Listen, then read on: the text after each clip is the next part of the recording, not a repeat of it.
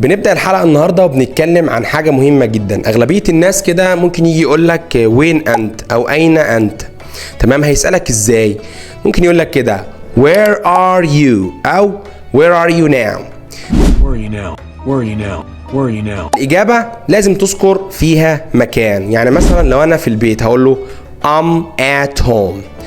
لو أنا في المول I'm at the mall. لو أنا في الحديقة I'm at the park. اوكي، لو انا عايز اقول له انا في طريقي اليك اقولها ازاي؟ اقول كده I'm on my way to you. I'm on my way to you. طب لو انا في طريقي مثلا للمستشفى اقول كده I'm on my way to the hospital. طيب انا طريقي مثلا للمسجد اقول كده I'm on my way to the mosque. I'm on my way. I'm on my way. I'm on my way. I'm on my way. I'm on my way. I'm on my way. I'm on my way. I'm on my way. طيب ده بالنسبة للكلام في المضارع. لو الكلام عن أمس، يعني أين كنت أنت أمس، هيقول كده Where were you yesterday? Can you tell us where you were after school yesterday? I don't know what to say.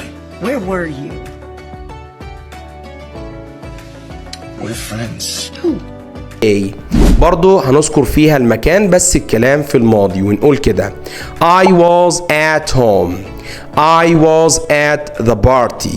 يعني أنا كنت موجود في الحفلة. I was at the hospital. يعني أنا كنت موجود في المستشفى.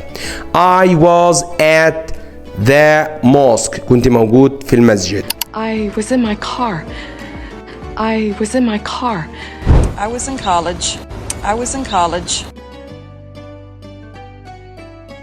Where have you been? Where have you been? Where have you been?